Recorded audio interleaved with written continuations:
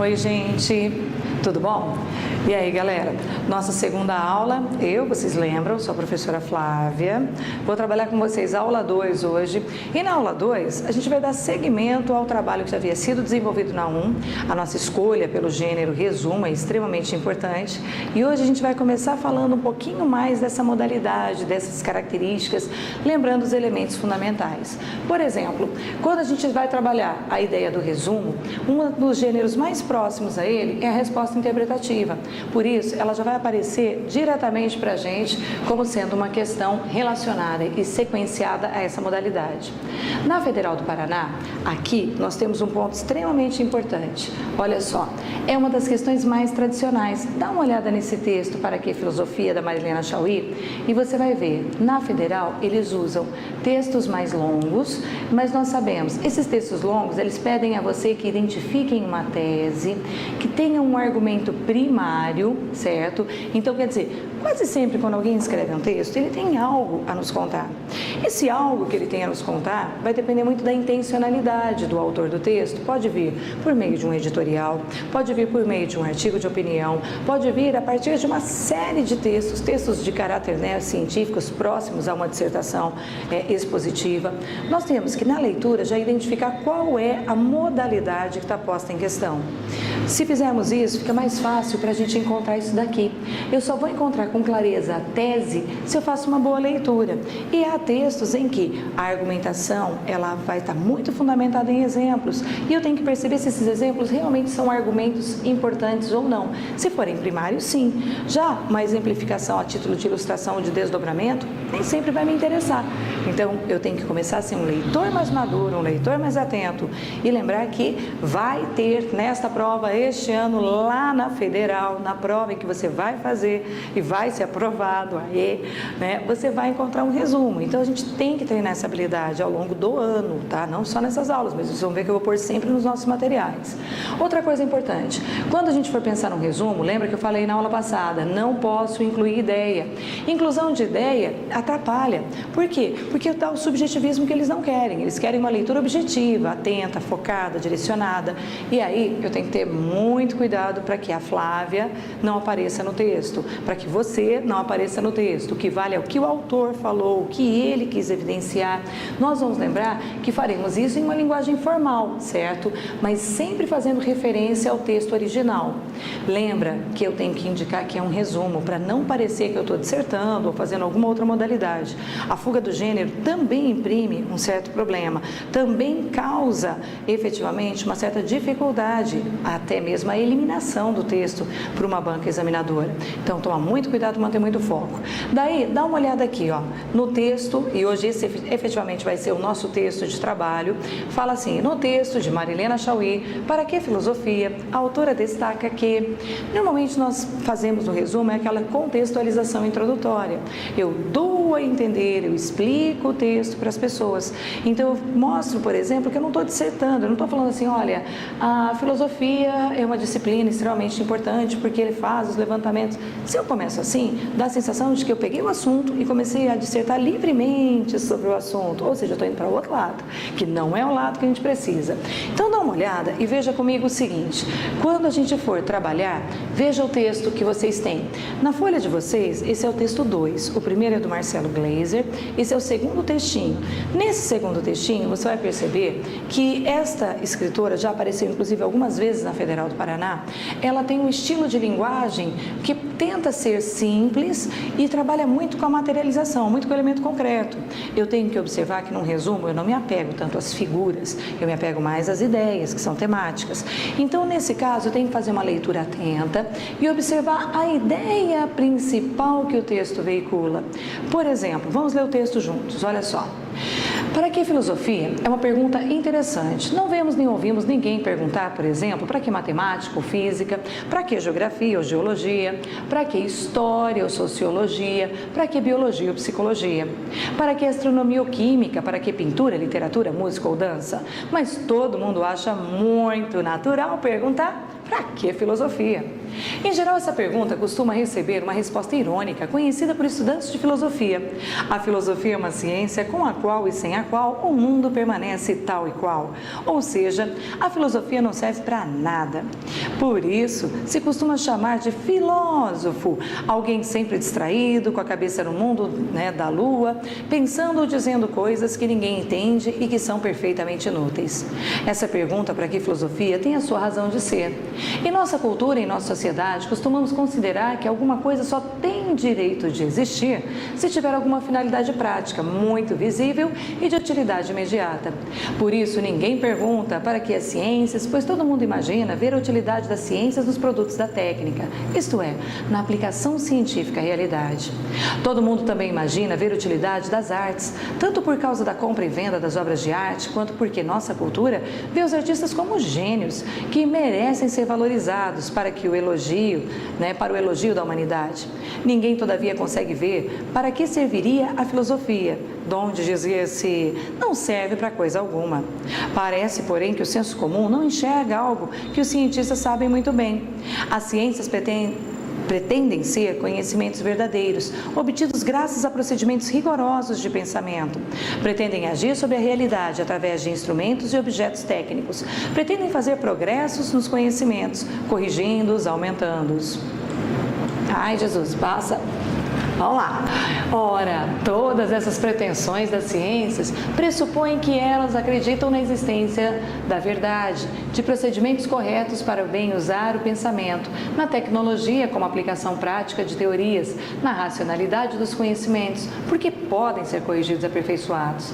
Verdade, pensamento, procedimentos especiais para conhecer fatos, relação entre teoria e prática, correção e acúmulo de saberes.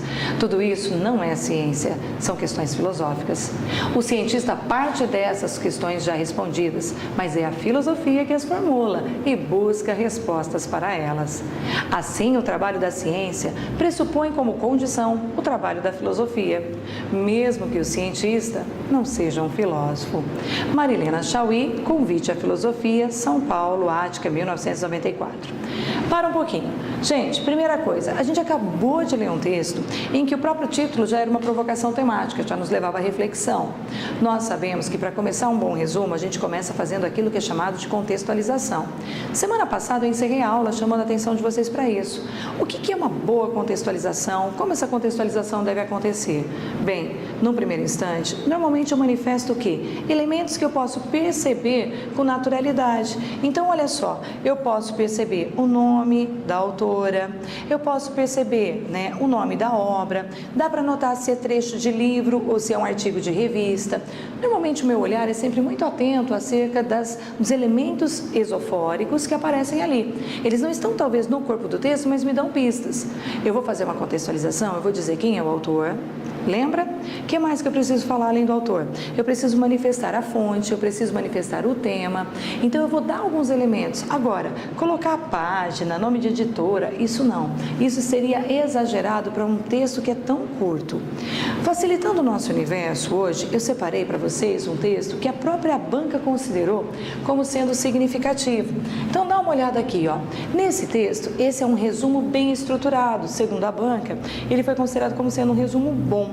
Lá na Federal, há alguns anos eles chegavam a publicar isso, já não tem mais no site, infelizmente, mas eles tinham isso, eles mostravam que eram textos bons, médios, ruins, e isso nos dava uma referência. Hoje a banca que faz isso é mais a UEL, mas não é a mesma linguagem, não é o mesmo estilo, e vocês vão passar na Federal. Então vamos falar de Federal. Na Federal, esse texto foi considerado como sendo um texto bem feito. Por quê?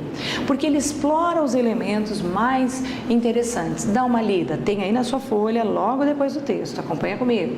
Lá fala assim, no texto de Marilena Chaui, Para que Filosofia?, a autora destaca que, perceba que aqui eu tenho todos os meus elementos de contextualização, já de cara.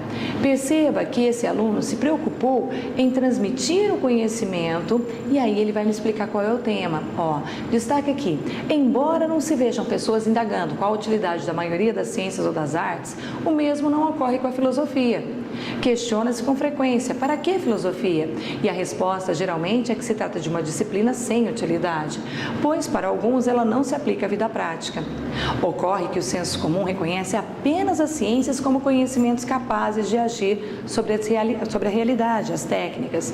Não obstante, a filosofia não tem utilidade imediata. Chauí destaca. Reparou? Olha só, chamou o nome dela novamente. Por que chamou o nome dela novamente? Para não parecer que pegou o assunto e começou a viajar, e foi embora e transcendeu. Então, é muito legal quando você chama novamente o nome do autor dentro do texto, porque essa coesão, essa forma de conexão, deixa claro para o seu examinador, dentro daquele processo, que postura você está adotando. E essa postura adotada por você também vai denotar o gênero ao qual você está apegado. Nesse caso, ele realmente está fazendo uma leitura da obra. Então, continua. Chauí destaca, entretanto, que os cientistas se valem de preceitos filosóficos como verdade e raciocínio para encontrar respostas às questões técnicas. Logo, a ciência não pode abster-se da filosofia, mesmo que o cientista não seja um filósofo. Normalmente, nos resumos, nós não citamos trechos, tá? Agora, no caso, esse aluno ele foi feliz, porque ele quis dar um encerramento falando assim, olha, essa inferência não é minha, é do texto. Por isso, ele coloca as aspas e cita o texto. Em sala, eu comentava com os alunos na aula justamente isso, que às vezes fica mais bonito se você colocar, por exemplo, na parte final, para a filósofa, certo? Então, a filósofa conclui o texto afirmando que é interessante você fazer a conexão de que essa conclusão final não é tua, é do texto. Você está apenas transpondo o sentido do texto, entende? Então fica muito mais interessante. Mas esse aqui fica sendo um exemplo para vocês se pautarem quando forem fazer o texto. Grifei para vocês, aqui as partes que realmente vão chamar a atenção, que são as partes de conexão que são legais. Então é interessante quando você faz a remissão e retoma. Agora vamos lá. Na aula de hoje, meus queridos, a gente vai sair um pouquinho do gênero resumo e vamos à resposta ou questão interpretativa. Questão interpretativa ou resposta interpretativa típica da prova de redação. A Letícia vai trabalhando com vocês na outra aula, ela trabalha as questões objetivas, porque para vocês não vai cair questão subjetiva. Eu vou trabalhando sempre as interpretações subjetivas. Nesse princípio, quando vocês olharem, existe na Federal com muita frequência textos que são dessa ordem, da ordem da interpretação. E eu escuto de alunos às vezes assim, professora, mas não é assim, cada um interpreta como quer? Não é bem isso. A Federal ela não quer que você se manifeste enquanto indivíduo nessa hora, mas ela quer que você transponha uma informação que está em um gráfico, um cartoon, uma charge ou uma tabela para um leitor que talvez não tenha acesso a esse texto. Por exemplo, gênero geralmente relacionado a anúncios publicitários, charges, tiras, poemas e outros, que explorem a função poética da linguagem, seja verbal, não verbal e às vezes ambas simultaneamente. Aliás, bastante. Em diversos momentos a Federal cobra as duas linguagens. Ela trabalha com texto sincrético, tá? Agora vem comigo aqui. Quando a gente pensar nela, eu quero que você pense assim, a resposta é um gênero artificial. Quer dizer, na vida real, a gente não fica pedindo resposta interpretativa para as pessoas. Mas às vezes a gente pode virar e perguntar alguma coisa em relação a um texto que alguém leu. E a pessoa vai nos responder acerca daquilo. Imagina isso, tá? Imagina como se a banca estivesse indagando a você. Você viu essa charge? Então, o que o autor quis dizer? Olha que parece bastante com um resumo em vários pontos, a gente vai perceber que é bem próximo. Os dois usam a síntese como núcleo operacional. Mas se no resumo eu fico absurdamente presa ao texto e transponho os textos referenciais denotativos, como artigos, como, por exemplo, editoriais, normalmente aqui não. Aqui são textos da ordem mais poética.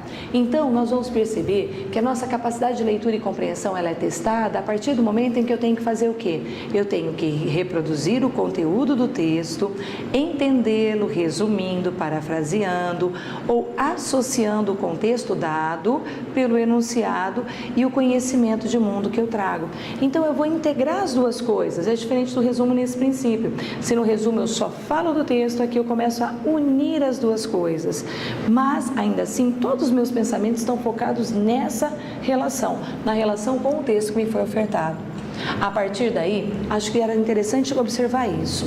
Esse quadro tem a síntese do que é mais importante para a gente. Por exemplo, nós sabemos que normalmente a questão interpretativa ela é feita em terceira pessoa. Então, a terceira pessoa vai falar sobre o texto, o autor, a charge. Eu vou sempre permanecer assim, nunca vai ter eu. Lembra disso, tá? Segunda coisa, respeita a paragrafação dada na prova. Por que isso? Porque eles variam muito o modelo. Ora pedem um parágrafo, ora pedem 2 ou 3. E você tem que estar muito atento ao comando da questão, certo? Ele é o delimitador, ele é o direcionador. Depois, relaciona as informações do texto veiculados na prova. Então, eu vou lembrar que eu pego as informações do texto. Meu universo individual, ele vai servir, tudo que eu tenho de bagagem cultural vai me servir de subsídio para essa leitura, mas principalmente eu tenho que tentar mostrar o que o autor intencionou com aquele texto, qual era o intento e se ele atingiu esse intento ou não. Então, por isso, dispensa a minha opinião, a opinião de quem escreve a redação, que vale a opinião de quem fez o texto que está sendo analisado. Apresenta a interpretação do texto de apoio, deve evitar a extrapolação. Isso quer dizer o quê? Olha, toda a bagagem que eu trouxe vai me ajudar a ler melhor, mas eu não posso me pautar em uma experiência anterior que tenha acontecido comigo, caso o texto fale de uma experiência infeliz, e eu falar, não, mas eu também já vivi uma situação assim, e de repente contar a situação que eu vivi. Não, não é. Eu vou tentar decodificar aquela do autor, usando a minha capacidade de sentir, de ler e de interpretar, para que aquilo seja traduzido, tá? Depois, além disso, pede contextualização. Isso aqui, a maioria das redações da Federal pedem, tá? Fonte, autoria, análise do tema central. Além disso, necessita de breve citação para ilustrar ou comprovar as interpretações feitas. Essa breve citação, ela difere muito da ideia do resumo. Lembra que eu falei agora para vocês? Normalmente a gente não põe citação em resumo, a não ser que seja assim uma palavra icônica, referencial e uma, 2, mas um trechinho curto, como aquele aluno fez para fechar o resumo que ele vinha trazendo. E eu até disse a você, olha, tem outro jeito melhor, que não é esse. Aquele calhou que deu certo, mas não é o ideal. O que é o ideal? Naquele do resumo é você citar a autora para finalizar o texto, faz isso. Já quando eu tenho questão ou resposta interpretativa, não é de vez em quando eu cito, eu sempre vou pegar a palavra mais forte, vou dar ênfase nela, vou mostrar, é como se eu estivesse assim, provando o meu posicionamento, tudo bem? Que na verdade é o posicionamento do autor, certo? Finalmente, vou lembrar da breve citação e exige ao longo do texto a retomada de autoria. Quem fez, quem escreveu, como fez, como escreveu, é normalmente o que eu faço. Lembra que eu falei para vocês? Como no resumo, agora tem um ponto similar. Eu vou lembrar que eu falei o nome do autor por inteiro. Eu posso usar o sobrenome a posteriori. Eu posso dizer em que área profissional ele atua.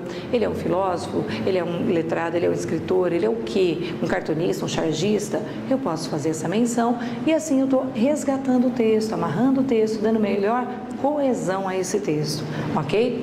Agora vamos lá. Se a gente já tem uma noção na teoria, hora da prática.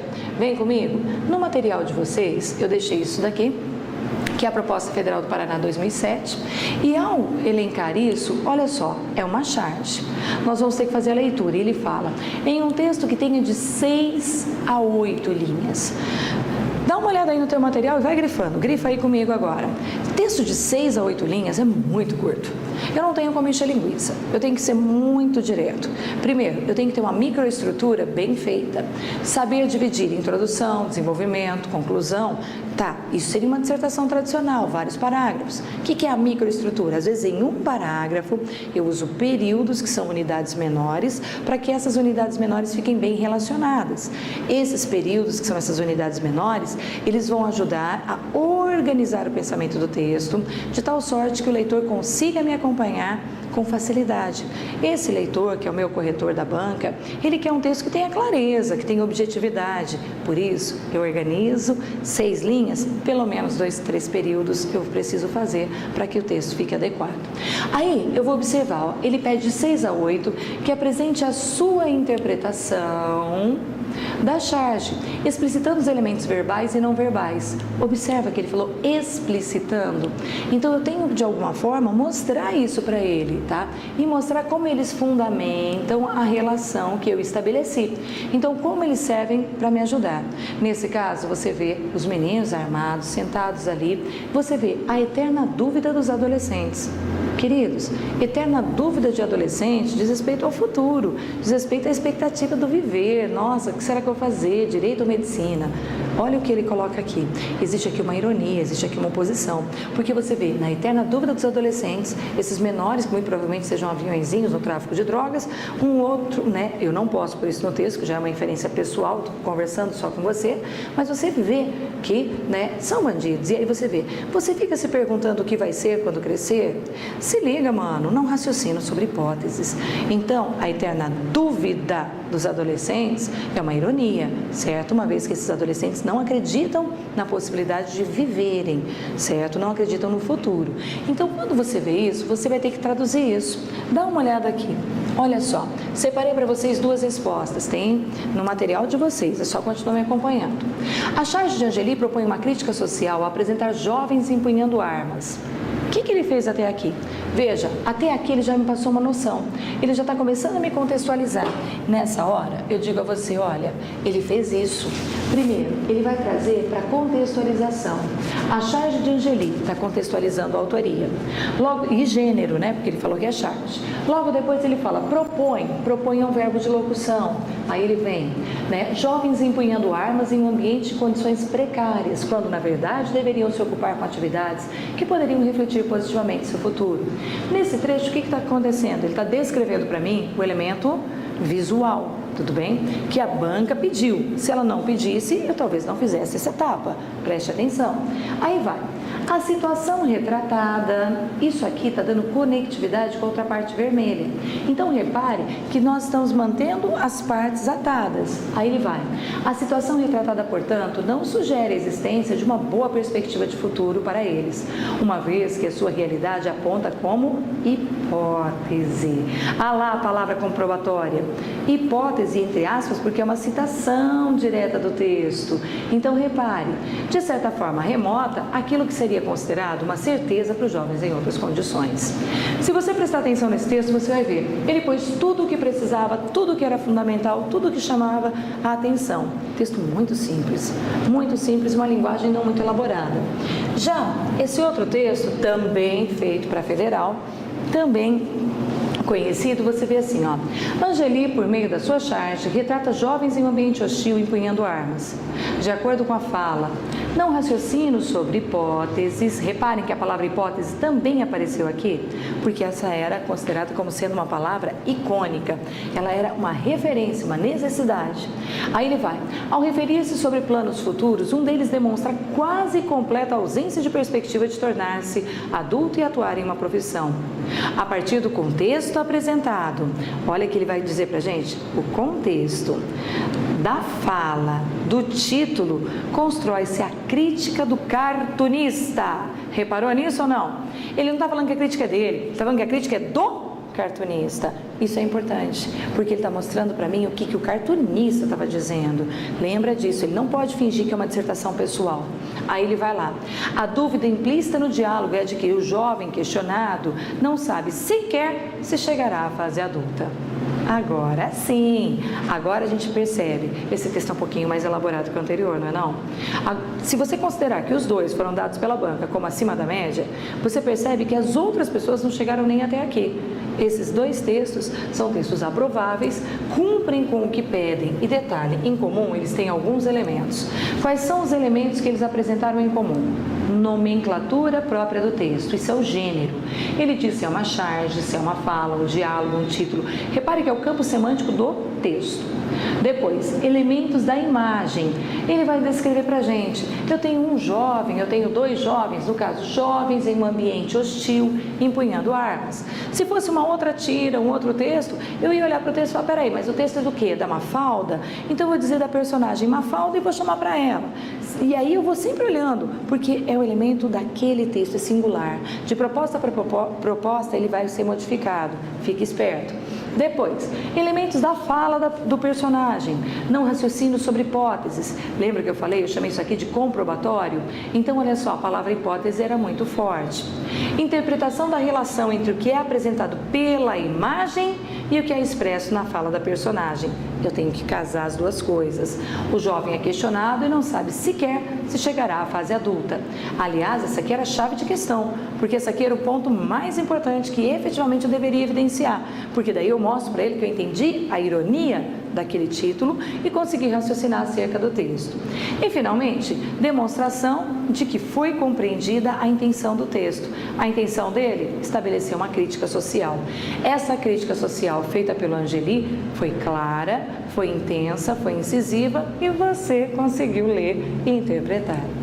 Bom, basicamente é isso. Quando eu trabalho com as questões interpretativas dessa ordem, normalmente eu tenho que fazer uma tradução entre o elemento visto e expresso, mostrar que decompondo as partes do elemento eu percebo que há ali uma relação, o título era uma ironia, a cena havia até mesmo uma hipérbole, eu posso estabelecer esses raciocínios, vou mostrar que eu entendi, mas também vou fazer isso de uma maneira clara, direta, objetiva, para que o leitor não tenha que ler duas vezes a minha redação para tentar entender o que será que ele está querendo dizer com isso, certo? No mais, a gente está treinando por enquanto a habilidade maior, que é a habilidade do sintetizar ideias, ler um texto e depreender o que está escrito. Ainda volto nesse assunto com você no nosso próximo encontro, muito provavelmente em um texto poético. Um grande abraço a vocês, até a próxima semana. Tchau, tchau, moçada.